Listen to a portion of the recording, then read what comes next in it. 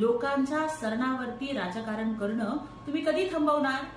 अहो, याच्या आधी सुद्धा जेव्हा ठाण्यामध्ये तुम्ही मोर्चा काढला होता तेव्हा युवती सेनेच्या दुर्गा भोसले नावाच्या एका होतकरू तरुणीचा, कार्यकर्त्याचा बळी गेला आणि ती तडफडत असताना तिला हॉस्पिटलमध्ये पोहोचवण्यासाठी अँब्युलन्स उपलब्ध करण्याच्या ऐवजी तुम्ही सगळे घोषणाबाजी आणि भाषणबाजी करत राहिला.